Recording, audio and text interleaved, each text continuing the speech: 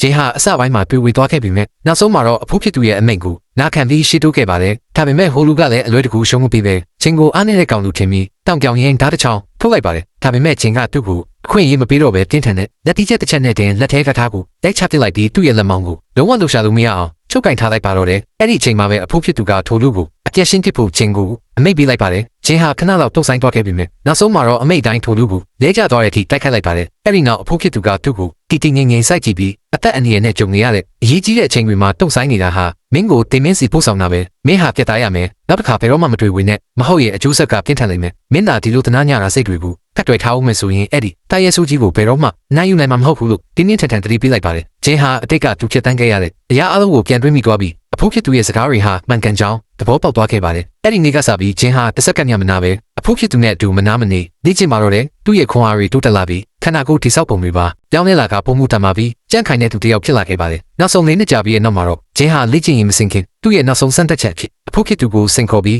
းနောက်ဆုံးတိုက်ပွဲဆင်နွှဲခဲ့ပါတယ်အဖိုးဖြစ်သူကလည်းချက်ချင်းလက်ခံလိုက်ပြီးတိုက်ခိုက်သူနှစ်ယောက်လုံးဟာသူတို့ရဲ့စွမ်းအားအပြည့်ကိုထုတ်သုံးခဲ့ကြပါတယ်အစပိုင်းမှာတော့အဖိုးဖြစ်သူကတိုက်ပွဲကိုလုံးဝအသာစီးနဲ့ထိန်းချုပ်ထားနိုင်ခဲ့ပေမဲ့ဒုတိယဆိုသူဂျင်းရဲ့ညလုံးထဲမှာအလင်းနဲ့တစ်ခုဖြတ်ပြေးသွားပြီးသူ့ရဲ့တဏှာလီလာစွမ်းအားတွေနှိုးထလာခဲ့ပါတယ်သူဟာစိတ်အာရုံကိုလုံးဝမထိန်းနိုင်တော့ပဲသူ့ရဲ့နောက်ဆုံးပိတ်အစွမ်းထက်တိုက်ကွက်ကိုထုတ်သုံးလိုက်ပါတော့တယ်တခဏချင်းအတွင်းမှာတင်ချင်းဟာအဖိုးဖြစ်သူကိုအနိုင်ယူလိုက်ပြီးသူ့ရဲ့လေ့ကျင့်ရေးကိုတရားဝင်အောင်မြင်စွာအဆုံးသတ်နိုင်ခဲ့ပါတယ်နောက်ဆုံးမှာတော့အဖိုးဖြစ်သူကဂျင်းရဲ့ခွန်အားကိုအတိမတ်ပြုလိုက်ပြီးတိုက်ခိုက်ရေးတံပွဲကြီးတစ်ခုကိုကျင်းပဖို့ဆုံးဖြတ်လိုက်ပါတယ်ဒီတံပွဲဟာကမ္ဘာတဝန်းကအစွမ်းထက်ဆုံးတိုက်ခိုက်ရေးသမားတွေကိုဆွဲဆောင်နိုင်မဲ့ကြီးမားတဲ့စုချင်းငွေတွေပါဝင်ပါတယ်တိုက်ပွဲတွေကနေထွက်ပေါ်လာမဲ့ကင်းထန်တဲ့စွမ်းအင်တွေဟာထိုတိုက်ရဲ့စုကြီးကိုတဘာဝအတိုင်းဆွဲဆောင်နိုင်မှာဖြစ်လို့ထိုတိုက်ရဲ့ကြီးတဲ့တံပွဲစီရောက်လာမှာသိကြပါတယ်အခုဆိုရင်လေ့ကျင့်ရေးတည်ဆုံပြီးအဖိုးဖြစ်သူရဲ့ညာလက်ယုံဖြစ်လာတဲ့ဂျင်းဟာပွဲစဉ်တစ်ခုလုံးရဲ့ဗဟုချက်မှာတက်လာခဲ့ပါပြီဂျင်းကကျိုးဝိုင်းထဲကနေထွက်လာတဲ့အချိန်မှာသူ့ရှိကကြောက်တုံးကြီးတစ်လုံးကိုမြင်လိုက်ရပါတယ်သူကလက်သေးကိုကြစ်ကြစ်ပေါအောင်ဆုပ်ပြီးအားပြင်းနဲ့ထိုးချလိုက်ရာကြောက်တုံးကြီးဟာတဆစီအမှုဖြစ်သွားခဲ့ပါတယ်သူ့ရဲ့လေ့ကျင့်ရေးတွေတည်ဆုံသွားခဲ့ပါပြီအခုကစပြီးကြီးကျယ်ခမ်းနားတဲ့အချိန်တွေရောက်လာတော့မှာပါသူ့ရဲ့လေ့ကျင့်ရေးတွေတည်ဆုံပြီးတံပွဲကြီးစတင်ချိန်မှာတော့ဂျင်းဟာတံပွဲကျင်းပမဲ့နေရာစီဦးတည်ထားတဲ့လေရင်ဘုတ်ကိုတက်ရောက်ခဲ့ပါတယ်လေရင်စင်းငယ်စဉ်အတွင်းမှာသူကအင်တာနက်ပေါ်ကနေသူ့ဖေချောင်းကိုရှာဖွေကြည့်ရကနေတုံလို့เสียကောင်းတဲ့အမှန်တရားကိုတွေ့ရှိသွားခဲ့ပါတယ်သူ့ဖေနဲ့အဖိုးဖြစ်သူတို့ဟာပြီးခဲ့တဲ့တက်ခိုက်ရေးတံပွဲမှာချင်းချင်းတက်ခိုက်ခဲ့ကြပြီးအဲ့ဒီတိုက်ပွဲဟာအဖိုးဖြစ်သူရဲ့လက်ချက်နဲ့သူ့ဖေတည်ဆုံခြင်းနဲ့အဆုံးသတ်ခဲ့ရတာဖြစ်ပါတယ်ဂျင်းဟာဒီအမှန်တရားကြီးကိုရုတ်တရက်လက်မခံနိုင်ဖြစ်ပြီးစိတ်ထဲမှာအကြီးကျယ်တုံလို့ချော်ချသွားခဲ့ရပါတယ်သူ့တွားမဲ့နေရာကိုရောက်တဲ့အခါမှာတော့သူ့ကိုတံပွဲခွင့်စီလိုက်ဖို့ပေးမဲ့အမျိုးသမီးအဲဂျိုကတခြားတံပွဲဝင်တွေနဲ့အတူလာရောက်ကြိုဆိုခဲ့ပါတယ်အဲ့ဒီမှာပဲသူကသူ့ရဲ့တငယ်ချင်းဟောင်းနဲ့ပြန်လည်ဆုံတွေ့ခဲ့ပြီးသူနှစ်ယောက်ဟာစုညံ့စွာစကားပြောပြောနဲ့နှုတ်ဆက်ခဲ့ကြပါတယ်အဲ့ဒီနောက်အားလုံးဟာတံပွဲခွင့်စီခေါ်ဆောင်သွားမဲ့ကားပေါ်ကိုတက်ခဲ့ကြပါတယ်လန်ကီမှာဂျင်းကသူ့ဖုန်းကိုကိုင်ပြီးသူ့ဖုန်းနဲ့သူ့ဖေတို့ရဲ့တဏှာရီလာတိုက်ပွဲဗီဒီယိုကိုကြည့်နေခဲ့ပါတယ်သူ့တငယ်ချင်းကအဲ့ဒီတိုက်ပွဲကိုမြင်တော့စိတ်လှုပ်ရှားသွားပြီးတကယ်ကိုကောင်းမွန်တဲ့တိုက်ပွဲကြီးပဲဒါပေမဲ့အဖိုးဖြစ်သူဟာရသူကတော့အညာလာမှုမှမရှိပဲအဲ့ဒီလူကိုရရဆက်ဆက်တက်ပစ်ခဲ့တာပဲလို့ပြောလိုက်ပါတယ်ဗီဒီယိုထဲကတိုက်ခိုက်နေတဲ့သူတွေဟာဂျင်းရဲ့အဖေနဲ့အဖိုးခင်နေမှသူတို့နှစ်ယောက်လုံးမသိကြပါဘူးအဲ့ဒီနောက်သူ့တငယ်ချင်းကတံပွဲဝင်တွေရဲ့ခွန်အားကြီးမပုံကြောင်းကိုလိုက်ပြောပြနေပါတယ်ရှေ့ဆုံးကုံမှာခိုင်နေတဲ့စပင်းရွှေဝါရောင်တဲ့ပေါ်ဖီနစ်ဆိုတဲ့လူဟာကန္နာရီလာတက်ခိုက်ရေးပါရမီနဲ့အလွန်မဲကင်းထန်တဲ့စွမ်းအားတွေကြောင့်လူသိများတဲ့သူဖြစ်ပါတယ်နောက်ဆုံးမှာတော့သူတို့ဟာကျေပြောပြီးစွန့်ပစ်ထားတဲ့အားကစားကွင်းကြီးဖြစ်တဲ့တံပွဲကျင်းပရာနေရာကိုရောက်ရှိလာခဲ့ပါတယ်ဂျင်းဟာကားပေါ်ကဆင်းချင်းအဲဂျိုမျိုးသမီးစီသွားပြီးသူ့အဖိုးဘယ်မှာလဲလို့မင်းညံ့ပါတယ်သူမကအဖိုးအိုကြီးမတက်ရက်နေတဲ့ကျိုးဝိုင်းရဲ့အပေါ်ဆုံးထက်စီညှို့ပြလိုက်ပါတယ်ဂျင်းကသူ့အဖိုးစီတန်တန်မတ်မတ်ရှောက်သွားပြီးအဲ့ဒီသားရဲ့စုကြီးကတကယ်ပဲပေါ်လာမှလားသူ့ကိုဒီရောက်အောင်နားဖို့အဖိုးဘာတွေလုပ်ထားတာလဲလို့မေးလိုက်ပါတယ်အဖိုးဖြစ်သူကဒီနေရာကပြင်းထန်တဲ့တက်ခိုက်ရေးစွမ်းအင်တွေကအဲ့ဒီသားရဲ့စုကြီးကိုဆွဲဆောင်နိုင်မယ်တိုက်ပွဲတွေစတင်တာနဲ့သူချက်ချင်းပေါ်လာနိုင်မယ်မင်းရဲ့လက်ရှိအလုပ်ကတော့သားရဲ့ကြီးကိုရင်ဆိုင်ဖို့အစဉ်သင့်ဖြစ်အောင်ပွဲတိုင်းကိုနိုင်အောင်ကစားဖို့ပဲလို့ပြန်ဖြေပါတယ်ဂျင်းကချက်ချင်းသဘောတူလိုက်ပေမဲ့သူ့ရဲ့တည်ချင်းစိတ်ကြောင့်အတိတ်ကသူ့အဖေနဲ့အဖိုးတို့ရဲ့တိုက်ပွဲကြောင်းကိုတမ်းမေးလိုက်ပါတယ်ဒါပေမဲ့အဖိုးဖြစ်သူကမင်းအခုလောလောဆယ်တိဖို့မလိုတဲ့အရာတွေကိုတွေးပြီးဥပမာနေနဲ့ဆိုပြီးအဖြေပေးဖို့ငင်းဆိုကလှည့်ထွက်သွားခဲ့ပါတယ်ဂျင်းထွက်ခွာလာတဲ့အချိန်မှာပဲလူဝက်ဆန်ပြတဲ့လူတယောက်ကသူ့ရှေ့မှာရုပ်ပြည့်ပေါ်လာပြီး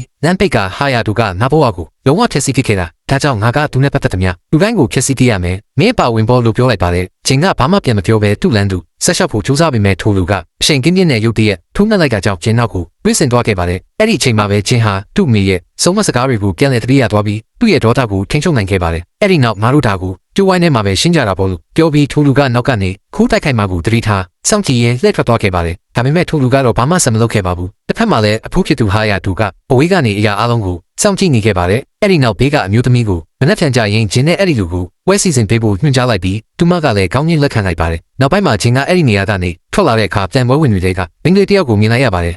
်သူမစီသွားပြီးဟာရတူနဲ့သူတို့ရဲ့အထိတ်ကတိုက်ပွဲကြောင်းတွေ့ဘူးလားလို့မေးပါတယ်ဒါပေမဲ့မင်းကလေးကအေးဆက်ဆက်လေးတန်းနဲ့ထားကနားဝင်ပါလို့ရတဲ့ကိစ္စမဟုတ်ဘူးမင်းသာကာစုမမိသားစုကိစ္စတွေလည်းဆက်ပြီးပါဝင်ပတ်သက်နေမယ်ဆိုရင်မင်းကိုမင်းအနေရှာနေတယ်လို့ပဲဖြစ်လိမ့်မယ်လို့ပြောပြီးလက်ထွက်သွားခဲ့ပါတယ်ဒါပေမဲ့သူတို့စကားပြောနေတာကိုကြားသွားတဲ့ပေါ်ဖီနစ်ကဂျင်းစီချင်းကလာပြီးစကားပြောဖို့အတွက်အတူတူလိုက်ခဲ့ဖို့ဖိတ်ခေါ်ပါတယ်ဂျင်းကအန်အော်သွားပေမဲ့သဘောတူလိုက်ပြီးသူဘာရီတိထားလဲလို့မေးပါတယ်ပေါ်ကအတိတ်ကဖြစ်ခဲ့တာမျိုးကိုရှင်းပြပါတော့တယ်ဟာယာတူရဲ့တားဖြစ်တဲ့မင်းဖေကပထမပွဲမှာနိုင်ပြီးဟာယာတူကိုကမ်းပါပေါ်ကနေတွန်းချပစ်ခဲ့တာဒါပေမဲ့ဟာယာတူကမတိပဲကန်ထားလာပြီးသူ့သားကိုအလဲထိုးကတိုက်ပွဲမှာနိုင်သွားခဲ့တယ်လို့ပြောပြပါတယ်ဂျင်းကစိုးရိမ်တကြီးနဲ့အဲ့ဒါဆိုသူကတားရဲ့အဖေကိုတကယ်ပဲတက်ပစ်လိုက်တာလားလို့မေးပါတယ်ဖီနစ်ကသူတိုက်ရိုက်ကလိုက်တာကိုတော့ငါကိုယ်တိုင်မမြင်ခဲ့ဘူးဒါပေမဲ့လူတိုင်းကတော့အဲ့လိုပဲပြောကြတာပဲသူကန်ချီပါတယ်ပြီးတော့သူကသတိပေးချက်တစ်ခုထပ်ပြောပါတယ်ဘာပဲဖြစ်ဖြစ်ဒီကိစ္စထဲအရန်ထက်ထဲဝင်မပါပါနဲ့မင်းရဲ့လေ့ကျင့်ရေးကိုပဲအာရုံစိုက်ပါမင်းဘွဲကမလက်ထက်ရှိတယ်လို့ပြောပါတယ်ဂျင်းကကောင်းကြီးလက်ခံလိုက်ပြီးသူတို့နှစ်ယောက်လက်ဆွဲနှုတ်ဆက်ကလမ်းခွဲခဲ့ကြပါတယ်အဲ့ဒီနောက်ဂျင်းကတွေ့ဝင်မနေတော့ပဲသူ့ဖိုးရဲ့လက်ထောက်စီတန်တန်မတ်မတ်တွားပြီးအထဲဝင်ခွင့်တောင်းပါတယ်လက်ထောက်ကညှင်းဆုတ်ခဲ့ပေမဲ့ဂျင်းက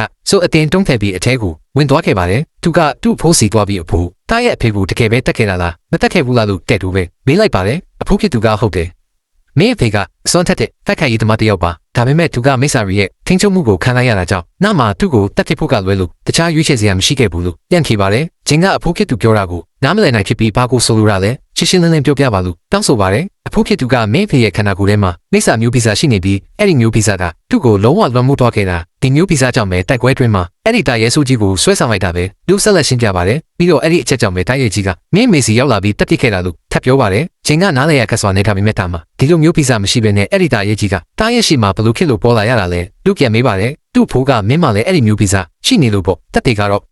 ့အဲ့ဒီနေ့ကမင်းတယောက်နဲ့တိုက်ခိုက်နေခဲ့လို့အဲ့ဒီဆွဲအင်ကတာရဲကြီးကိုမင်းစီရောက်လာအောင်ဆွဲဆောင်လိုက်တာပဲအဲ့ဒါကြောင့်မင်းမေတည်ဆုံးခဲ့ရတာလို့ခီးလိုက်ပါတယ်အဲ့ဒီချိန်မှာပဲဂျင်းရဲ့အတိတ်ကအမတ်တရားတွေဟာရေးလိုင်းလို့ပြန်လည်ဝင်ရောက်လာပါတယ်တာရဲကြီးမပေါ်လာခင်လေးတင်သူကသူ့ကိုလာရောက်နှောက်ယှက်တဲ့အနိုင်ကျင့်တဲ့ကောင်တွေကိုပြန်လည်တိုက်ခိုက်ခဲ့တာကိုပြန်တွေးမိသွားပါတယ်အဖိုးဖြစ်သူကနာမင်းကိုဒီကိုခေါ်လာတာဟာအဲ့ဒီတာရဲကြီးကိုပြန်ပွဲတဲ့ကြောက်လာအောင်ဆွဲဆောင်ပြီးပြန်တိုက်ခိုက်ဖို့ပဲမင်းရဲ့ခွန်အားအလုံးကိုအာရုံစိုက်ပြီးတတိအမြဲရှိနေရမယ်မဟုတ်ရင်မင်းတည်သွားလိမ့်မယ်လို့ဆက်ပြောပါတယ်ဂျင်းဟာစိတ်ပိုင်းခတ်မှုတွေကင်းထန်လာပြီးကောင်းပါပြီအခြေအနေတွေကတော့တကယ်ကိုအကျိတ်အနေချစ်တော်မယ်ထင်တယ်လို့ပြစ်တတ်တာပြန်ပြောလိုက်ပါတယ်နောက်တစ်နေ့မှာတော့ဂျင်းဟာသူ့ရဲ့ပွဲစဉ်ကိုထိုင်ဆောင်နေတဲ့အချိန်မှာသူနဲ့ရွယ်သူစိတ်သဘောထားကောင်းတဲ့ရှောင်ယူခေါ်တဲ့မင်းကလေးတက်ခိုက်ရေးသမားတစ်ယောက်ကအနားကိုရောက်လာပြီးမင်းမလူတီမှာထိုင်နေတာလဲမင်းရဲ့ကန်ဘက်ကကွင်းထဲမှာအစင်သက်ခစ်နေပြီလေလို့နားမေးပါတယ်ဂျင်းကသူမရဲ့စကားကြောင့်လန့်သွားပြီးနောက်ပြန်ဘက်ကဘာတူလဲလို့ချက်ချင်းမိပါတယ်သူမကစမစ်လို့ခင်ခဲ့ပါတယ်ဂျင်းရဲ့ညလုံးတွေကတော့အော်လုံးလို့တူးကျဲသွားခဲ့ရပါတယ်စမစ်ဆိုတာမနေ့ကတင်သူကိုလာရောက်တိုက်ခိုက်ကိုကြိုးစားခဲ့တဲ့သူဖြစ်နေလို့ပါဂျင်းဟာအချိန်ဆွဲမနေတော့ပဲစမစ်စောင့်ဆိုင်နေတဲ့ဂျိုးဝိုင်းထဲကိုချက်ချင်းကိစင်းသွားခဲ့ပါတယ်ကွင်းထဲကအခြေအနေကတော့ပရိသတ်တွေရဲ့ပေါ်ဟဲအပိတန်တွေနဲ့စုညံနေပြီး